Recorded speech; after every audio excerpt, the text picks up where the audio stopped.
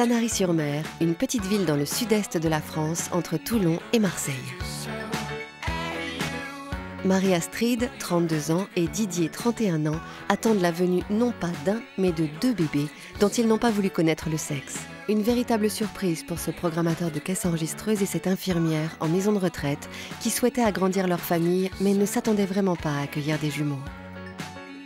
En couple depuis 14 ans, ils sont déjà parents de 3 garçons.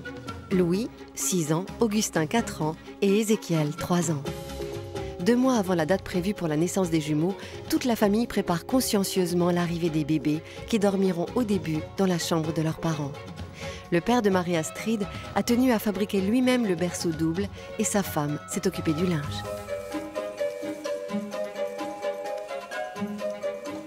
Ça va? Ça te plaît? Ouais, super. T'es content? Ça va, il s'est lâché, papy. Hein. C'est trop beau. Hein. Ouais. C'est du bon travail. Je m'attendais pas à ça, quoi.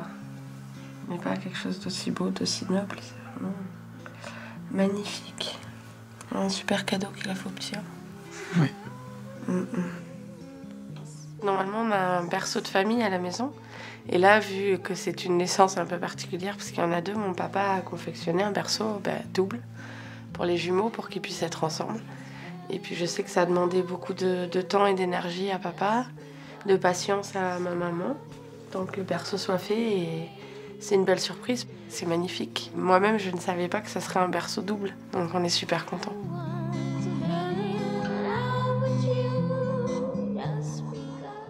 Deux semaines plus tard, les choses se sont précipitées soudainement pour Marie-Astrid et Didier.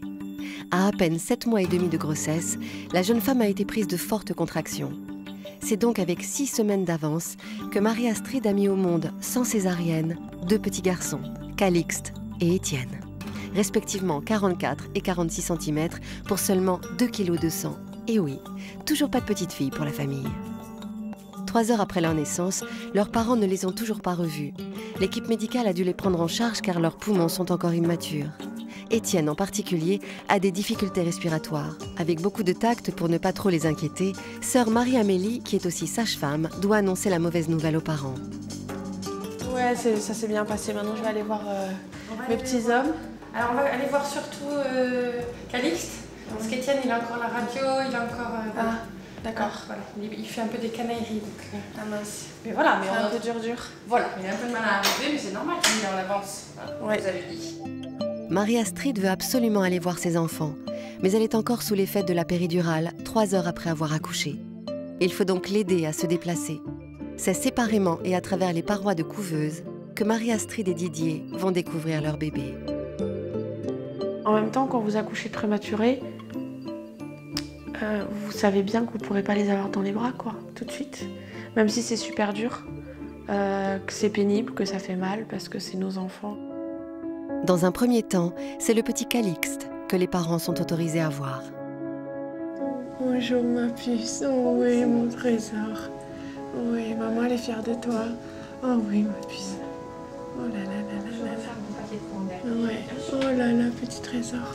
Oh mon petit bouchonnet, c'est bien. Voilà, et la couveuse ne chauffe pas beaucoup, donc il se débrouille comme un champion. Tu te débrouilles comme un champion. Oh là Et là, j'ouvre les yeux pour dire bonjour à maman. Oh oui mon trésor, oh là là, maman elle est contente. Hein. Il est trop beau, hein? Ouais. Franchement, bah ouais, mon trésor. Ouais, maman, elle est trop contente de te voir. Hein. Ah bah oui, c'était long, hein? Oh bah oui. T'es dur aussi, hein, d'arriver comme ça en avance. Oh bah ouais.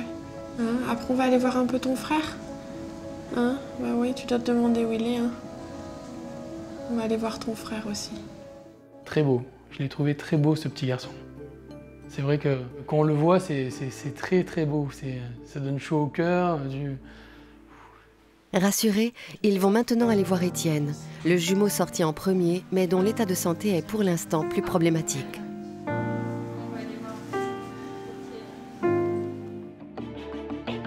Calixte, il est guéri. Ouais. Hein, vous avez vu ça? Oh bah oui. Et puis le frère, il a un peu plus de mal. Ouais. Je vais vous montrer Tiffany. La radio des poumons montre qu'il a ce qu'on appelle une maladie des membranes hyalines. Ouais, d'accord. Donc on va lui faire du surfactant et on va le transférer. Et ça va aller une fois qu'il va être intubé, tout ça? C'est ce qui va permettre de guérir de son problème respiratoire. Et vous me le transférez où alors? On va essayer la conception. La Conception à Marseille, à 30 km de là, est le seul hôpital de la région qui soit équipé pour prendre en charge les grands prématurés en difficulté, comme Étienne.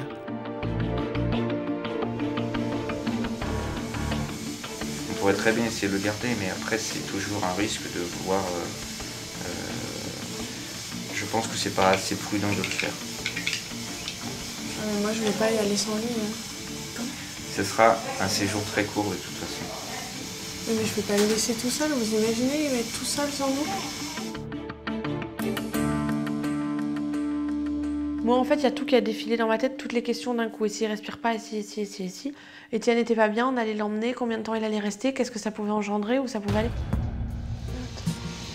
Maman, elle est là, Etienne. Allez, petit bouchon. Ça va aller, t'inquiète pas, ils vont bien s'occuper de toi. Très fort à toi, d'accord? T'es un champion, mon gars. Oui, ma Puis il puce. faut se battre. Hein?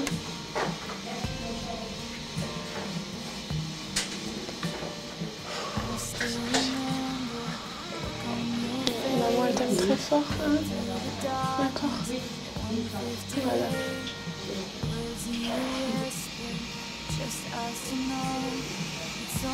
Allez, ma puce, à tout à l'heure. Allez, go. À tout à l'heure.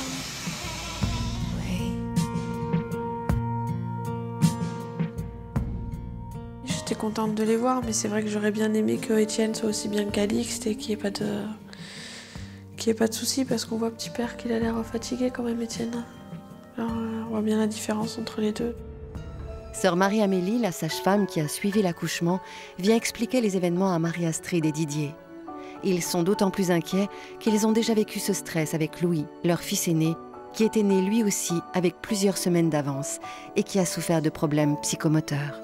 Vous alliez bien, d'accord? Oui, mais j'ai pas envie qu'il y arrive un truc à Etienne, quoi. Mais on n'en est pas là. On pourrait le garder 2-3 heures en disant on lui donne sa chance, mais il vaut mieux qu'il soit là-bas et qu'il revienne dans 48 heures tranquille, plutôt que d'attendre encore et de le faire partir un peu plus en catastrophe. Oui, oui, je suis d'accord. Mais c'est que j'ai pas envie que mon petit Louis soit tout seul, quoi. Voilà. Mais c'est pour ça que vous êtes deux, c'est super. Vous avez la chance d'être tous les deux. Et puis demain matin, moi je vais vous commander une ambulance qui vous emmène là-bas. D'accord? J'y ai droit. Mais bien sûr.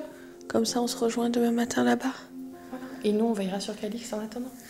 Ouais, mais je vais pas laisser non plus Calix trop longtemps tout seul. Mais ça, c'est galère en fait. non, mais l'avantage, c'est que vous êtes et papa et maman. C'est ça qui est bien, Non, vous non, êtes Marie, deux. tu restes ici et moi je reste avec Étienne. D'accord. Allez-y, pleurez beaucoup, la journée a été longue. Hein? Non, mais bon, j'avais pas envie qu'il se passe la même chose. Ben oui, je sais bien, on en avait parlé déjà. Hein. Vous vouliez pas ça, hein? Et c'est pas la même chose. Si, c'est la même chose. Ça se fait plus sereinement, plus tranquillement. Oui, non, je préfère qu'on l'emmène maintenant plutôt qu'on me dise je sais pas comment ça va se passer. Voilà. Il vaut mieux, hein? Moi, ce que j'ai vu, je me suis dit je vais rester ici avec un bébé. Étienne va partir tout seul en SAMU. C'était plutôt ça qui m'embêtait, c'est le fait que le bébé soit tout seul. Avant d'emmener le nouveau-né, l'équipe du SAMU accorde à Marie-Astrid un petit moment de tendresse avec son bébé.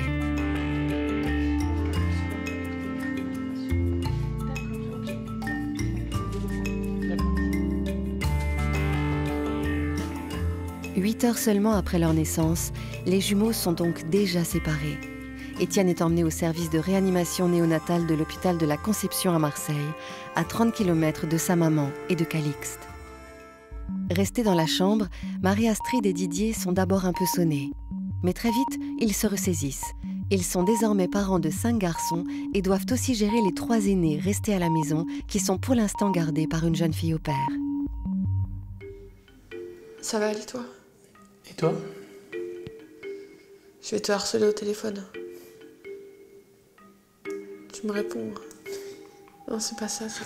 Par contre, c'est les garçons pour demain, comment on va gérer? Ah ben, on prendra le temps. Écoute, on verra demain matin. D'accord? On va pas stresser tout le monde. Même pas rappeler pour leur dire bonne nuit, rien du tout.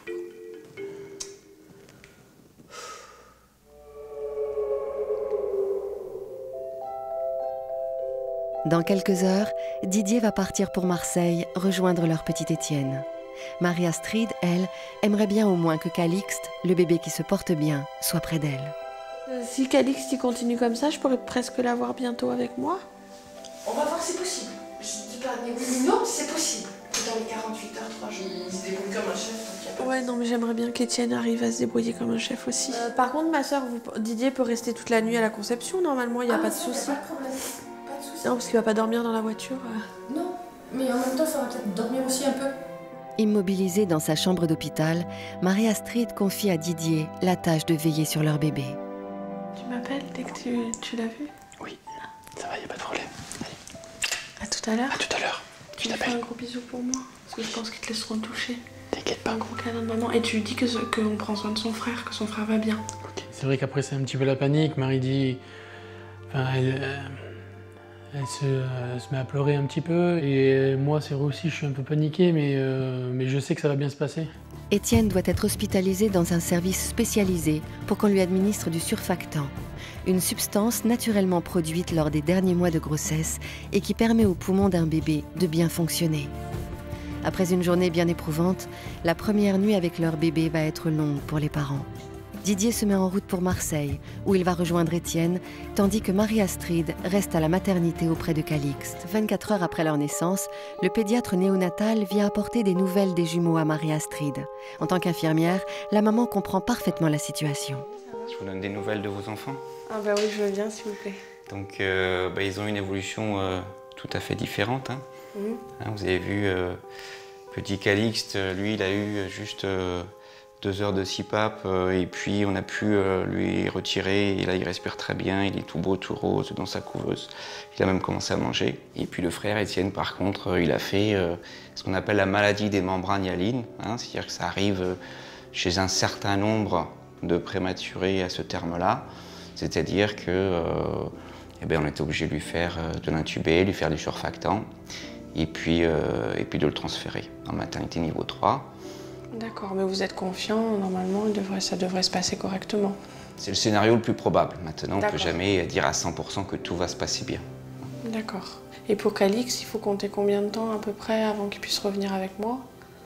Pour Calixte, alors après ça va dépendre de lui, mais pour l'instant il a besoin d'être en couveuse, il aura peut-être besoin de la sonde gastrique, donc c'est encore trop tôt. D'accord.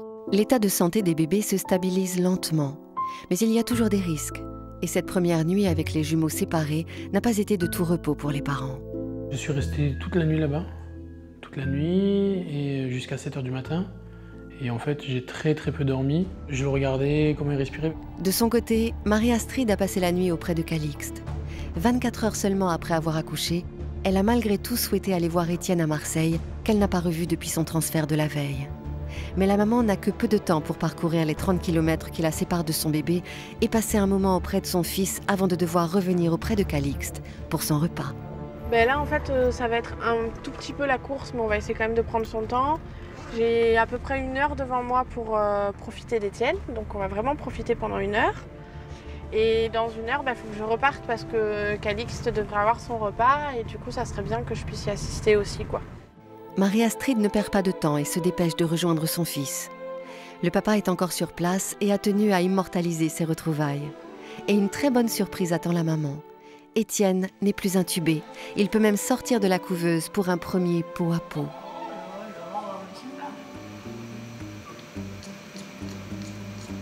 Rassurez Marie. Ouais, je suis contente. Ouais, toi aussi t'es contente, on est contents tous les deux alors. Oui, oui. Je découvre mon fils, attends. C'est vrai, hein?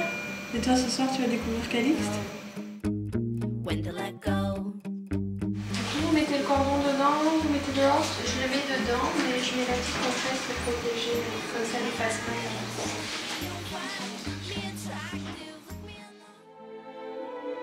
Après 1 heure passée auprès d'Étienne, Marie-Astrid doit maintenant repartir pour s'occuper de Calixte, resté à la clinique. Calixte m'attend, il a aussi besoin de maman en tant qu'Étienne, donc c'est vrai, voilà. Commence la vie de maman de jumeaux, je partage. Voilà, au même moment, les deux ont besoin, voilà. Marie-Astrid est désormais rassurée, et maintenant qu'elle a pu voir Étienne, c'est au tour de Calixte, dont l'état de santé est encourageant, mais qui reste néanmoins sous couveuse. Et là, pour L'incubateur, il faut compter combien de temps? En fait, ça dépend de lui. Là 28, l'incubateur, il chauffe quasiment pas.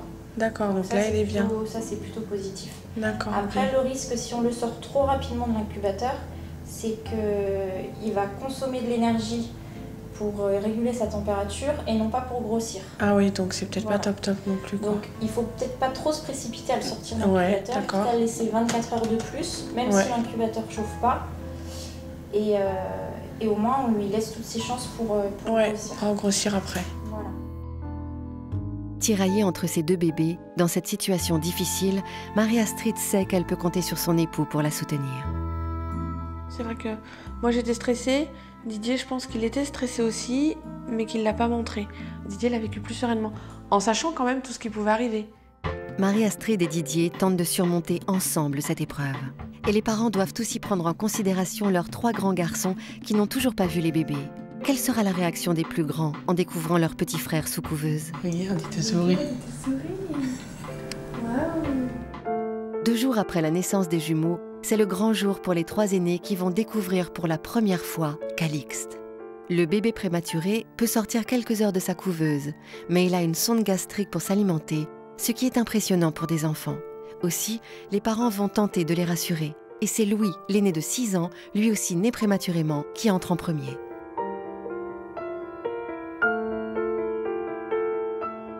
Regarde, il te sourit. Waouh. Pourquoi il a un film dans le nez? Regarde. Regarde, c'est son repas. Tu vois, dedans ils ont mis du lait. En fait, et ça va directement dans son ventre, hop, comme ça. Pour qu'il puisse avoir à manger. Parce que pour l'instant, il ne peut pas prendre le biberon encore. Ça tire un peu. Louis a vite compris parce que Louis, en fait, il a eu la même chose étant bébé. Donc, il a vite compris. Il a eu la première chose qu'il m'a dit mais il va souffrir, maman. J'ai dit j'espère pas, ne t'inquiète pas, voilà. Et l'absence d'un des bébés semble surtout inquiéter Augustin, le cadet de 4 ans.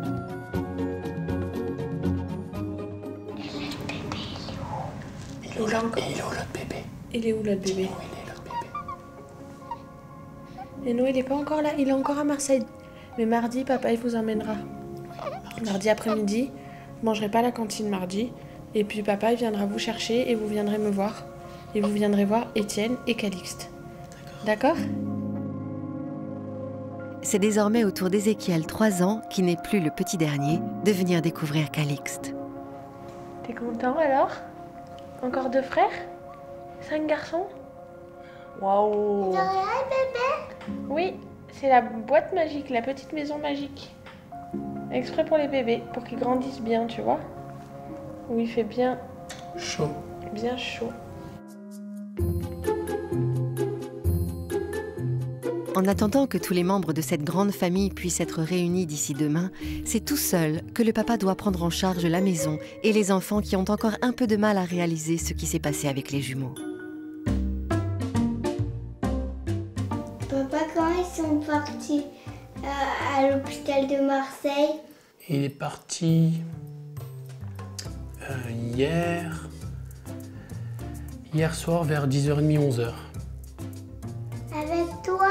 Non, avec maman, avec le SAMU. Et moi, je les ai rejoints directement là-bas. Papa, Mathieu et Étienne, ils rejoignent maman à l'étoile. Ça t'inquiète, ça, hein? Il va venir avec l'ambiance. Ça t'inquiète? Papa, qui veut mettre C'est vrai que ça, pour les enfants, c'est un petit peu perturbant. Et nous, on savait qu'ils allaient poser des questions. Ça, c'est après, il fallait trouver des réponses. Allez. À demain, les garçons. Après 48 heures passées dans une maternité de niveau 3 pour grands prématurés, Étienne a très bien supporté le traitement au surfactant visant à développer ses poumons qui n'étaient pas suffisamment formés à sa naissance. Le petit garçon est désormais hors de danger, même s'il doit rester sous couveuse. Les médecins ont donc autorisé son retour et Étienne va enfin pouvoir retrouver son frère jumeau et ses parents. Marie-Astrid et Didier sont là pour l'accueillir. Je suis contente. Ouais. Ah bah oui, attends. Ça y est. Enfin, tous On vous ensemble. installe tous les 4 et puis Ouais. grand câlin. Après 2 jours de séparation, les parents voient pour la première fois leurs jumeaux réunis. T'es avec ton frère, tu veux lui montrer que t'es là? Tu veux lui parler? Mais il dort ton frère, il dort bien ma puce. Ton frère, il est roupillard. Il t'attend depuis Toi, tu tout veux à l'heure. ouvrir les yeux peut-être? Tu veux ouvrir les petits yeux? C'est papa qui est là? Avec maman et Calixte.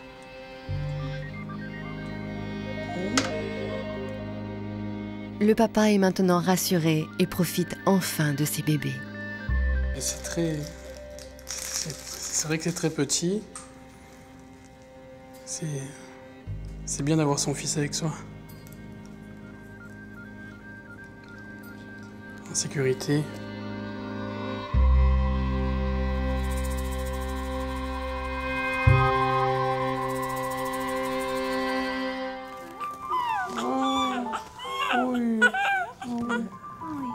Tu lui fais des gâteaux à ton frère? Ça faisait longtemps. Gros gâteaux à ton frère? Oui. T'as manqué? Ouais, tu le sens ton frère, hein? Oui. Ah ouais. L'autre, elle reste immuable. Celui-là, je me bouffe la tête. Pour Marie-Astrid, c'est la fin du cauchemar. Et maintenant que la pression retombe, la maman laisse parler ses émotions. Je suis super fière d'eux, quoi, parce que ils sont arrivés déjà jusque-là.